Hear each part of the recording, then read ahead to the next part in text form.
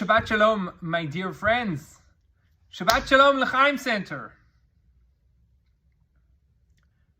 Shabbat Shalom, L'chaim Center, my dear friends. And I want to wish you a special Chodesh Tov, a great new month. Today is Rosh Chodesh, the beginning of the holy month of Adar, the month in which the Jewish nation have seen great miracles, the month of Adar. And this year we get two Adars. The way the Jewish calendar is set up, it follows the moon, but ultimately a year follows the sun, the cycle of the sun. So therefore, over every couple of years, we're going to add certain days. We're going to add about a month every couple of years, what we call a leap year. What is fascinating is that our sages tell us that during the month of Adar, we're obligated to increase in simcha, to increase in happiness and joy. And happiness and joy, one would normally think, is a feeling that you have. And how am I obligated? How do people, the question ultimately is, how can you tell me that I need to increase in joy? How do you tell me that I need to be happier? You ever tried to tell your kid, be happy? It's hard to be happy or increase in happiness. You know, it is hard, especially in today's day and age, where our situation, you walk into our atrium over here and you hit with the pictures of the beautiful people that are still held in captivity. And we think about our soldiers that are fighting, and every day we were at over 200 and something soldiers that have been killed in this war since October 7th. And it's hard to just be happy. There's an immense amount of fear and anxiety. What's fascinating, though, is that the whole world out there don't seem to be challenged at trying to sell you happiness. You know, for some reason, Tesla have gotten onto my case, and now every second ad, they're trying to sell me a Tesla because they're trying to show me that if I have a Tesla, I'm going to really be happy. And Apple are trying to sell you that you'll be happy if you get the right picture of your grandchild or a little baby. Everyone is trying to sell happiness, and they're trying to convince you that if you buy certain things, you buy this watch, you buy this camera, you buy this phone, you buy this car, you buy this couch, you buy this bed, you will be happy. And we know that happiness is not necessarily a physical thing of once you achieve a physical thing, then you achieve happiness. Obviously, happiness is something spiritual. It's a emotional experience that we get. And the truth that of achieving happiness, and it doesn't take a genius to work this out, is that happiness is really achieved through an emotional experience of focus. When we focus on certain things, we are able to achieve happiness. I'm sure each of you have been at a wedding where the parents of the groom, for whatever reason, were extremely unhappy or frustrated or upset.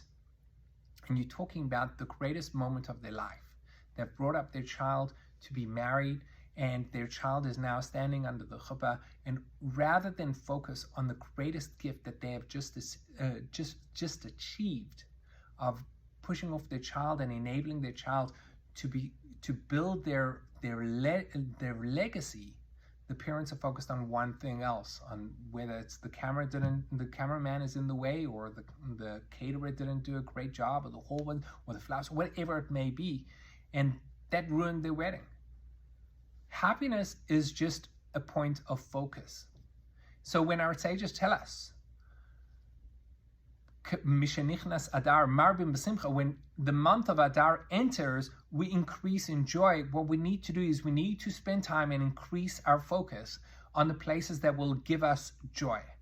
And even though the Jewish nation are in a very difficult time, we still need to focus on the things that give us joy. I want to share with you a short story, an unbelievable story that I just heard from Rabbi Ephraim Goldberg in Boca Many of you know that I was just at an OU conference with executive directors, and we had, he's often known as Ephraim Goldberg is often known as America's rabbi, really special individual. He told us that he was just in Israel, and his nephew he had just come out of Gaza, and he'd actually been released, and he'd been spending a few weeks at home. He had been in Gaza for 2 solid months. And when he met his nephew, he saw that his nephew was holding a flip phone.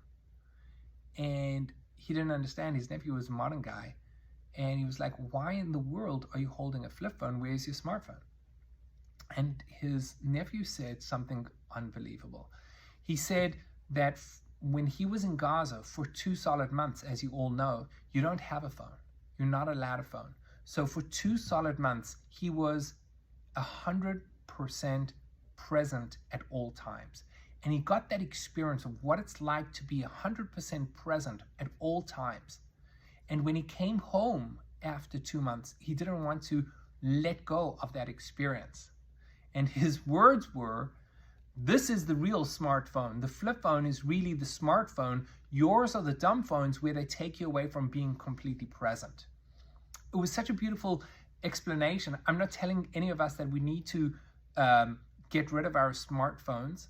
I'm not.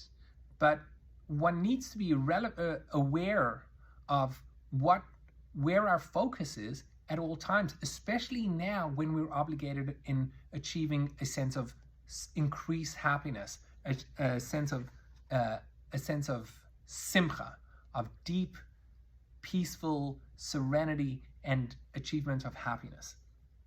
Lastly, the ability that we get as a Jewish nation to recognize that we are part of something huge. We're part of something amazing. We're part of a nation that received a goal in life. We're the ones that have an obligation to be the light unto the nations. We're the ones that are going to guide the world into what is a higher standard of morality, what is a higher standard of efficacy, and what is going to be the true path that we need to follow in order to achieve a close connection to God. We're gifted, and when we focus on our gifts, then we can truly achieve simcha. I wish you a Shabbat Shalom. Keep well. Hope to see you.